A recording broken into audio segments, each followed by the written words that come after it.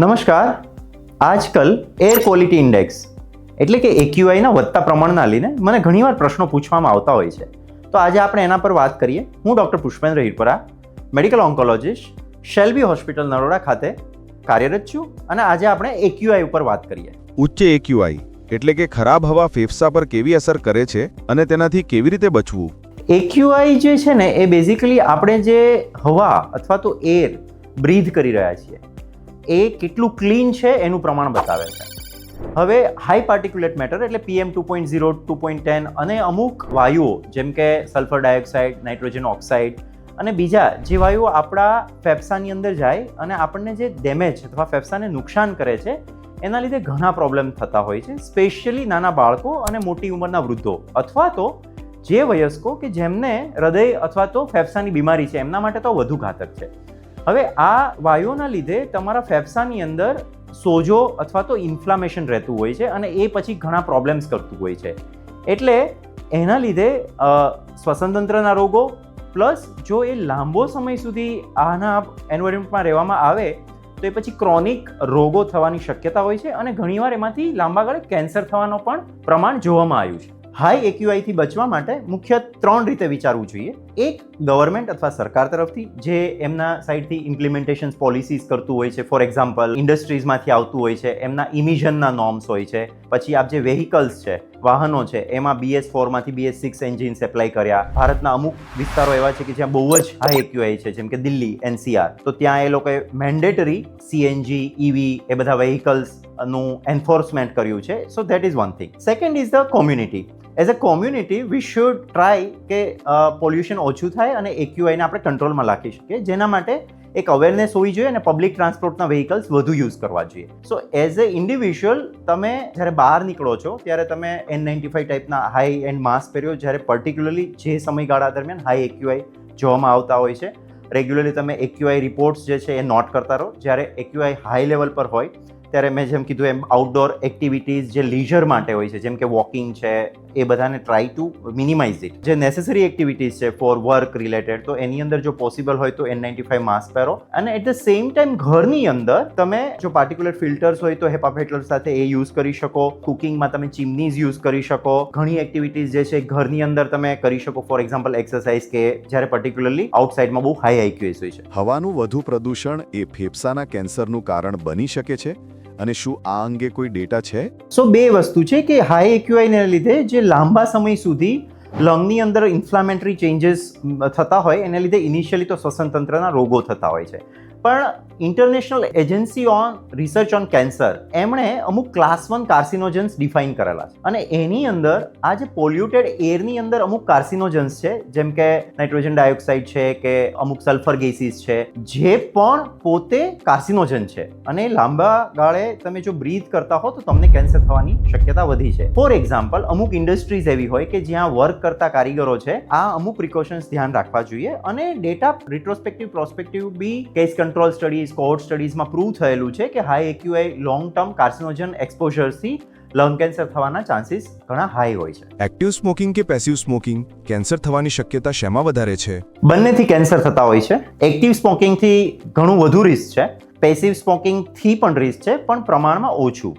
સો હું એવું સમજાવીશ કે કોઈ દર્દી હેવી સ્મોકર્સ હોય, more than 25 cigarettes per day પીતો હોય તો હેવી સ્મોકર્સ કહેવાય. લાંબા ગાળે જો એ લે તો એમાં જે કેન્સર થવાની રિસ્ક ફોર એક્ઝામ્પલ 50 to 70% સુધી રિસ્ક વધી જતું હોય છે એમનું. વર્સિસ જો પેસિવ સ્મોકિંગ છે એમાં ઓનલી 1.25 to 1.36 જે સ્ટડીઝની અંદર ડિનોટ થયેલું છે એ પ્રમાણે રિસ્ક વધતું હોય છે.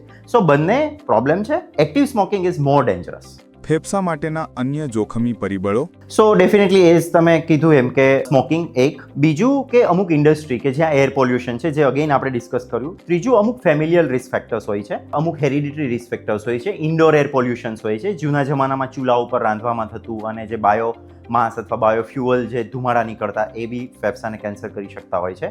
અમુક વિસ્તારો એવા છે કે જ્યાં બેકગ્રાઉન્ડ રેડિયેશન વધુ હોય રેડોન ગેસના લીધે, તો એ લોકોને બી રિસ્ક કેન્સર થવાના રિસ્ક વધુ હોય છે. અને લાસ્ટ હેરિડિટરી 5% થી ઓછા દર્દીઓમાં વારસાનુગત કેન્સર થવાની શક્યતા વધુ રહેતી હોય છે.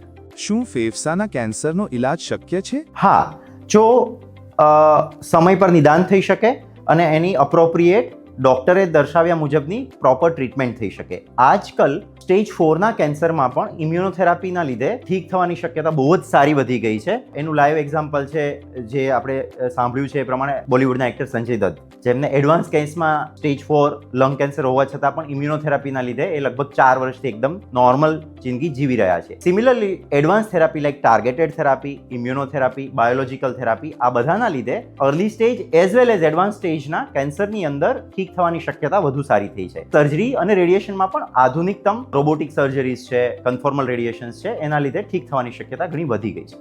ઇમ્યુનોથેરાપી દરેક દર્દીને મદદ કરી શકે છે?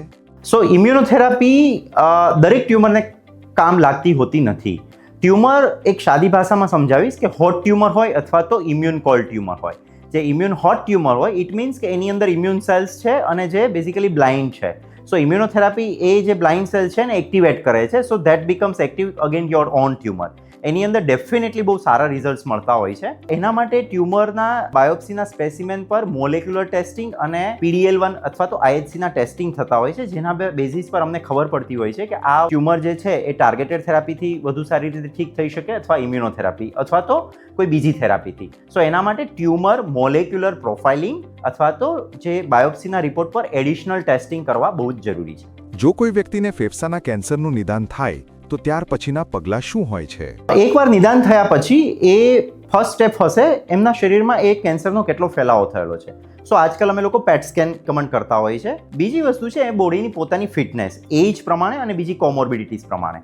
સો એના માટે અમુક બ્લડ ટેસ્ટ, કાર્ડિયાક ઇવેલ્યુએશન્સ અને ECG એ રીતના બેઝિક ફિટનેસ માટેના ટેસ્ટ કરતા હોય છે. પછી radiation oncologist, surgical oncologist, medical ઓન્કોલોજીસ્ટનું ટ્યુમર બોર્ડ એમના સ્ટેજ પ્રમાણે એમની થેરાપીનું સિક્વન્સ નક્કી કરતું હોય છે કે ફોર એક્ઝામ્પલ એમને પહેલાં સર્જરી આવશે ને પાછળથી બાકીની થેરાપી આવશે, કે પછી પહેલાં કીમોથેરાપી આપીને પછી સર્જરીને પછી રેડિયેશન, કે પછી પેશન્ટને સર્જરી શક્ય જ નથી અને માત્ર કીમો અને રેડિયેશનથી ઠીક કરવા, કે પછી જો ચોથા સ્ટેજનું કેન્સર હોય તો માત્ર સિસ્ટેમિક થેરાપી આપી અને એમને કંટ્રોલમાં લાવવું. સો સ્ટેજ નક્કી થયા પછી આ રિપોર્ટ અને રિપોર્ટ પછી એ થેરાપીનું સિક્વન્સ પ્લસ આની સાથે એમના ન્યુટ્રિશનલ સપોર્ટ, એમનું સાયકોલોજીકલ વેલબિંગ, આ બધાનું બી ખૂબ જ ઇમ્પોર્ટન્ટ રોલ છે જેથી એમને સપોર્ટિવ અને થેરાપી સારી મળે અને એના કોન્ફિડન્સમાંથી બહાર આવી શકે. For example pain management. So આ બધાનું ઇન્ટિગ્રેટેડ અપ્રોચથી મેનેજમેન્ટ કરવું જરૂરી છે. ફેફસાના કેન્સરના લક્ષણો કયા છે? ફેફસાના લક્ષણો સિવાય પણ બીજા લક્ષણોથી આવ્યા પછી નિદાન થાય છે ને ખબર પડે છે કે એને ફેફસાનું કેન્સર હોય. એમાં એવું બની શકે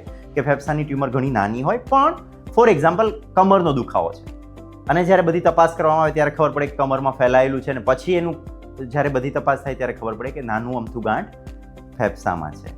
સો બે રીતે આના નિદાન થઈ શકે. આ તો ફેફસાના લક્ષણો હોય કે બીજા લક્ષણો. દર્દીઓ માટે તમારો શું મેસેજ છે? ફેફસાના કેન્સરના નિદાન થયા પછી સહેજ પણ ગભરાવાની જરૂર નથી. ફેફસાના કેન્સરનો ઇલાજ આજકાલ શક્ય બન્યો છે. એડવાન્સ સ્ટેજ એટલે ચોથા સ્ટેજની અંદર પણ આધુનિકતમ ઉપચાર જેમ કે robotic surgeries, radio surgeries, systemic therapy like immunotherapy, targeted therapy, આ બધી વસ્તુઓ શેલ્બી હોસ્પિટલ નરોડા ખાતે ઉપલબ્ધ છે અને દર્દી અને એના સગાએ અહીંયા મુલાકાત કરવી જોઈએ. ઉપરાંત એક નવા સારા સમાચાર આપીશ કે શેલ્બી હોસ્પિટલ નરોડા ખાતે પેટ CT સ્કેનનું મશીન ઉપલબ્ધ થઈ રહ્યું છે અને હવે દર્દીઓને સંપૂર્ણતમ સારવાર એક જ છત નીચે શેલ્બી હોસ્પિટલ નરોડા ખાતે ઉપલબ્ધ થશે.